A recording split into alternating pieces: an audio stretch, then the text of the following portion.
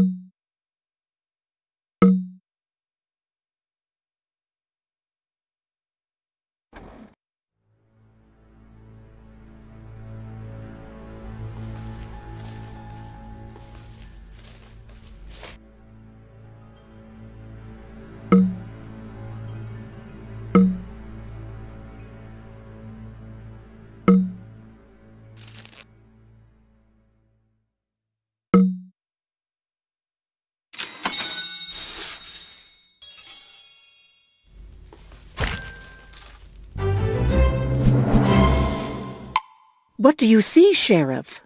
There's some fresh damage here by the fireplace, like someone hastily used some tools to remove something. There's only one person I know with an interest in getting as much out of this house as possible before it's demolished. Chris Lamar. Let's head over to the antique shop now. What brings you two back? How long have you been plundering items out of Susan's empty house? I don't know what you're talking about. Susan's collection of antique crystal is missing. And those tiles you have here, they're identical to the ones missing from around Susan's fireplace. All right, you win. I've been taking stuff out of the house and selling it to keep the shop afloat. No one's lived there for 2 years now. Why should valuable materials just sit there to rot? Is that how you came by the candlestick you sold to William Forrest? No, I found the bill of sale from when I purchased Sold to William Forrest. According to the document, you bought the candlesticks from Morris Niederhammer, along with several other items. Do you still have the other candlestick from the set? I don't remember selling it to anyone, so it must be around here somewhere.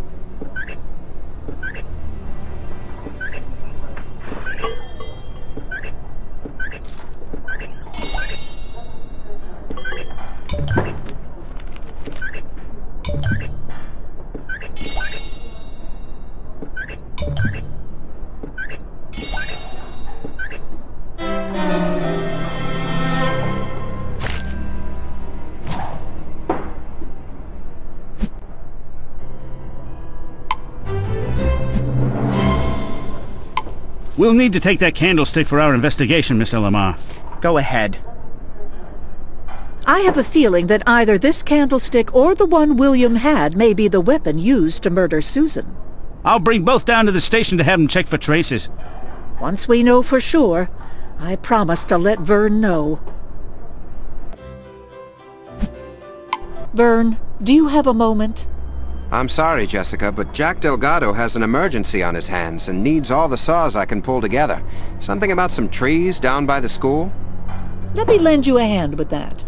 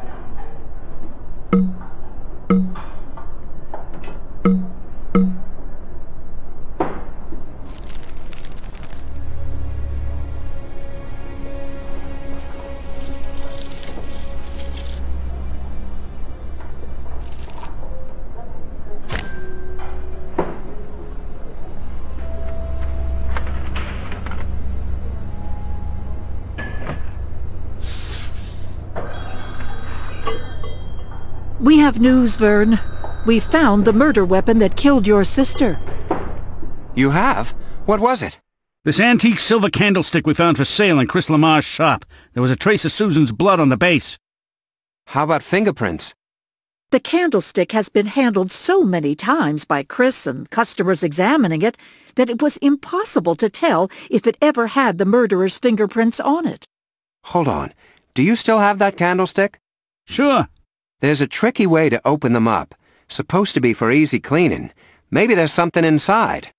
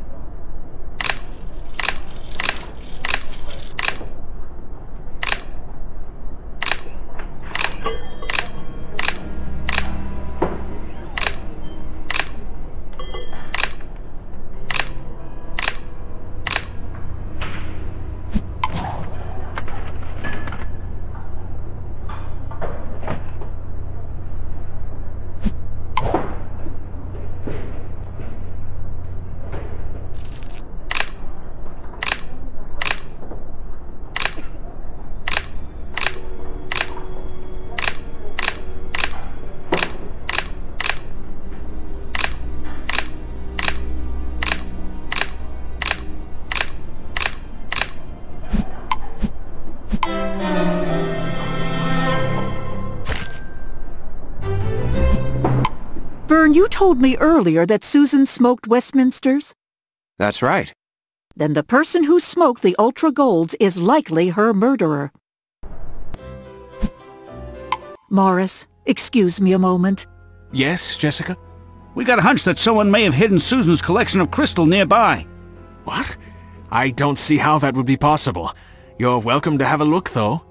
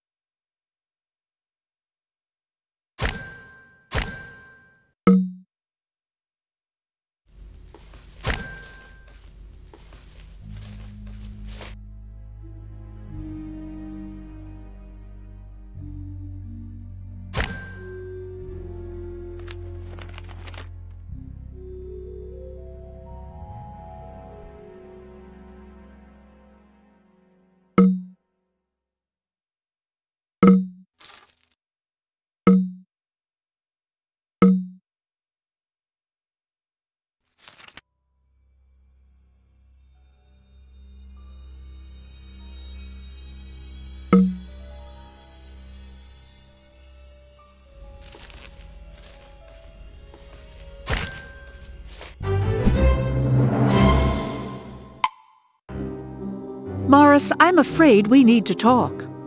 Talk? About what?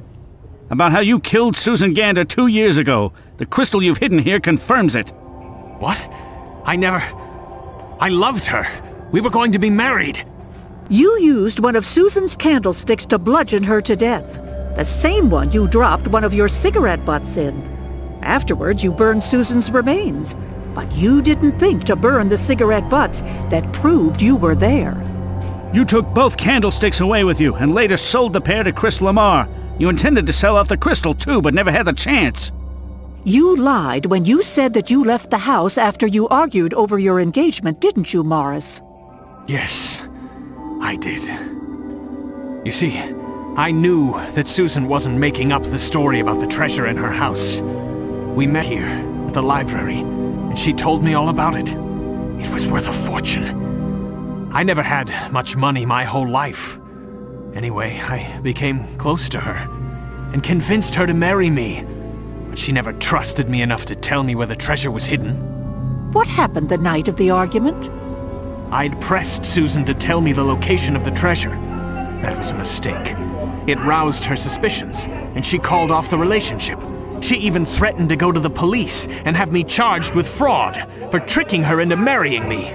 I couldn't let her do that. So you kept her quiet with a candlestick to the head? I was in such a fury. I didn't know what I was doing. Afterwards, I was horrified at what I'd done. I had to hide her. Is that when you decided to try and burn her remains? It seemed like the safest thing to do. And to make it look like she had left town, I collected some of her belongings and threw those into the fire as well. Then I bricked up the fireplace so no one would find out what I had done. And the treasure, did you ever find it? No. As far as I know, it's still in that house. Somewhere. But after what I'd done, I never set foot in there again.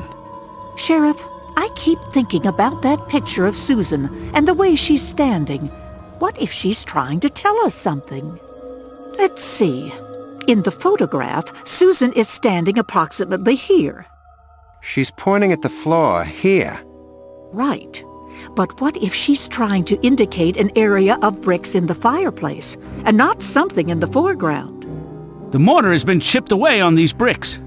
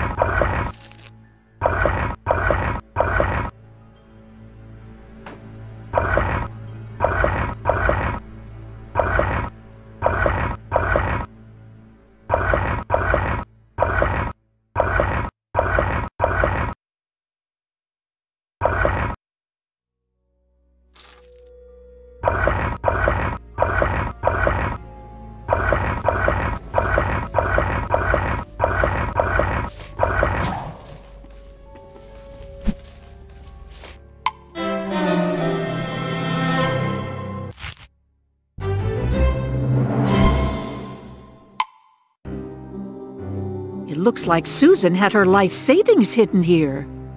Yeah, and when Morris here burned her body, the heat from the fire must have ignited the bills and burned them right inside the box. My greed made me do this to Susan because I wanted this treasure. But in doing so, I destroyed it instead. It sounds like poetic justice, doesn't it?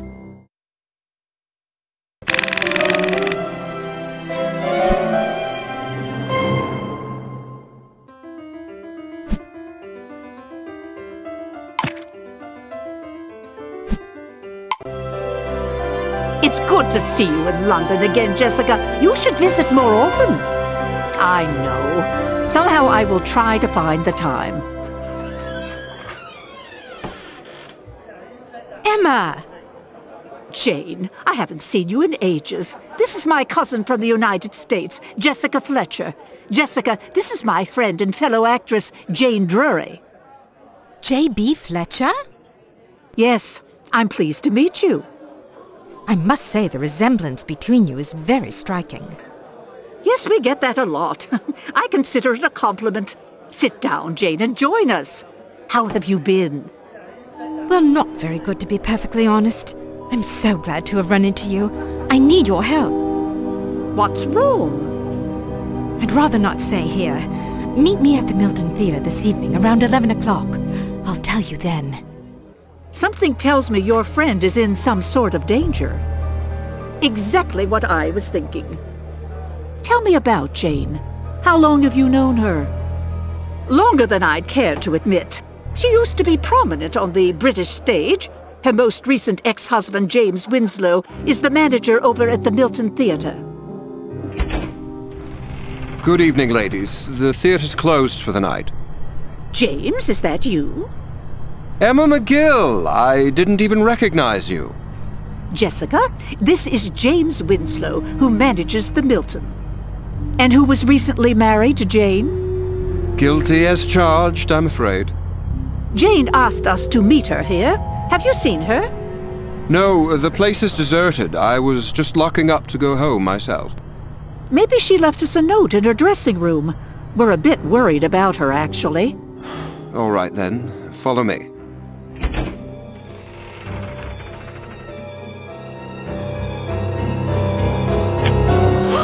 Jane! Oh, dear God!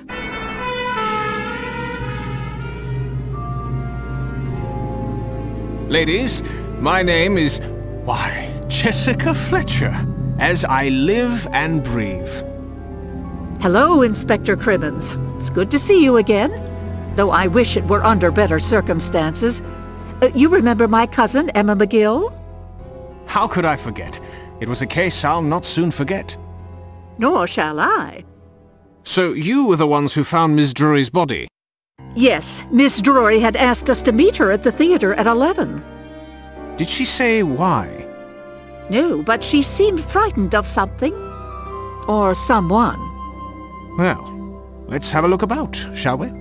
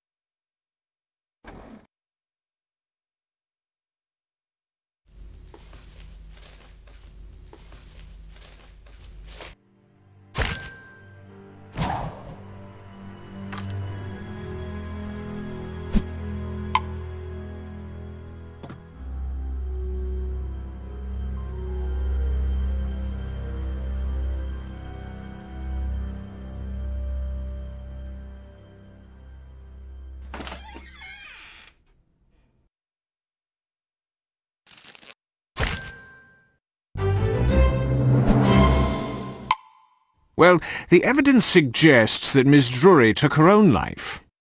I'm not so sure, Inspector. Did you see those marks around her neck? They don't look like rope marks. I think they were made by human hands. What are you saying, Jessica? That someone murdered Jane, and then set up the scene to make her death look like a suicide. That certainly is a possibility. What do you suppose it means that Jane received a letter from an influential member of Parliament? I'm not certain, but I hope we can find out tomorrow from Mr. Watersford himself. We? I meant it when I said that I hadn't forgotten the case involving your cousin. You were a tremendous help to me then, as I'm sure you will be now. Thank you, Inspector. I'm happy to help in any way I can. It seems you were right about what you saw in Miss Drury's dressing room last evening. The medical examiner has confirmed that she was strangled and then hanged after she was dead. Oh, dear.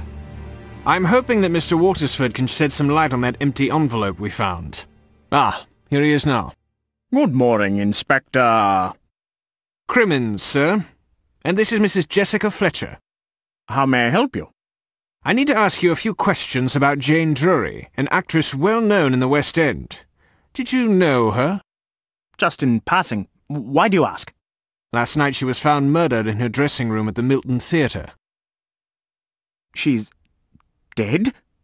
Yes, sir. We found an envelope addressed to Miss Drury from you in her dressing room. Did you, in fact, send her a letter? Yes. I wrote simply to ask her how I might obtain some theatre tickets for a friend. I see. If you'll excuse me, I've got a meeting to attend.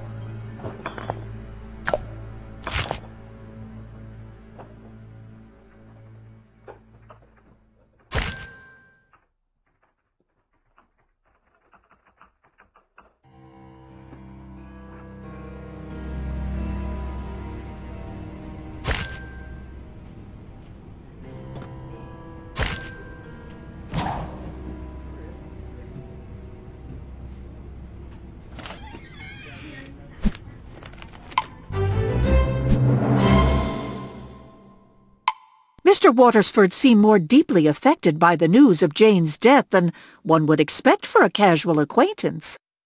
Yes, I caught that too. Emma and I are going back to Covent Garden. Something there frightened Jane, and we need to find out what, or who it was. The best chance we have to figure out what frightened Jane yesterday is to try and see through her eyes. It's worth a try, I suppose. This is right by the chair Jane was in. What do you see? I have a clear view of the last stool at the bar. Perhaps she saw someone she recognized then. Wonder if the bartender would remember who was seated there at the time. Excuse me, I wonder if you remember who was seated at the end of the bar yesterday around lunchtime. Yeah, I remember who was there, but I didn't get his name. He asked me if he could leave his card. He should be around here somewhere.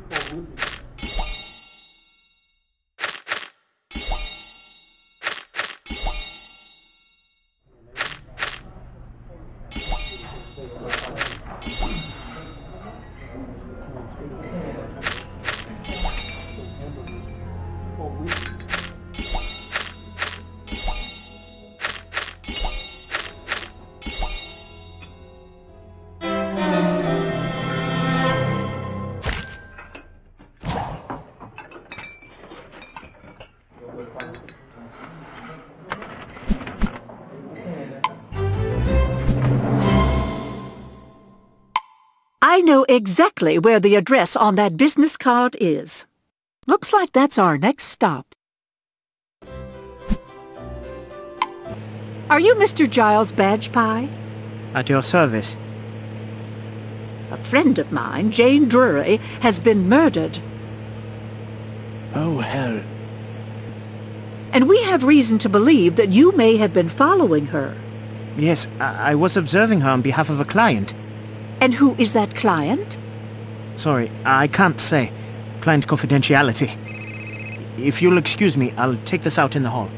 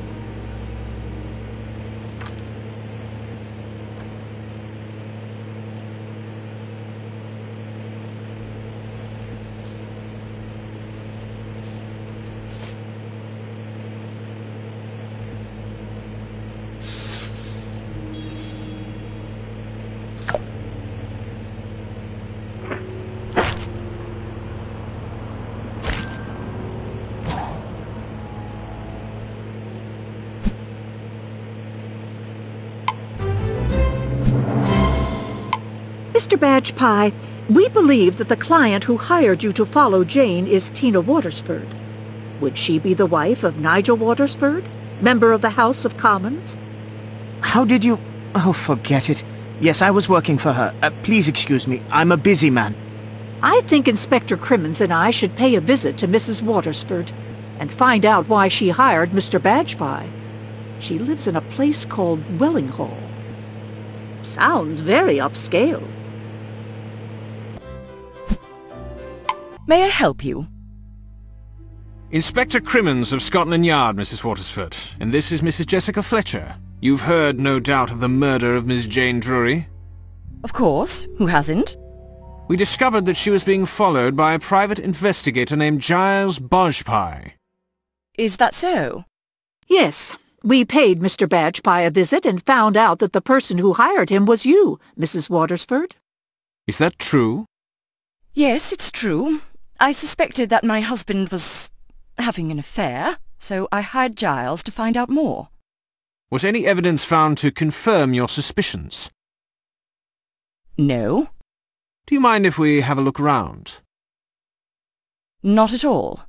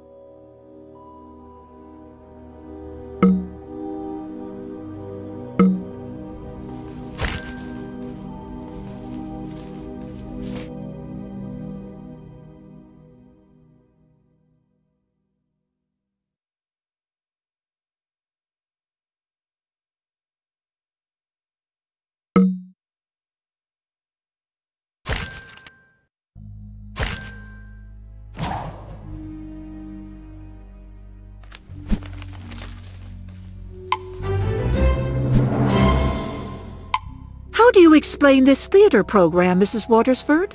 Jane, meet me at 2 p.m.? If you must know, Giles brought that to me and promised to provide me with the pictures of Jane and Nigel together next. But then Jane was killed. So you don't know for sure what the meeting was about? No, but I'm not an idiot, Mrs. Fletcher. Please excuse me. This has all been a bit much for me. Mr. Watersford certainly didn't let on that he knew Jane that well the first time we spoke with him. Typical politician. We'll see what he has to say for himself now.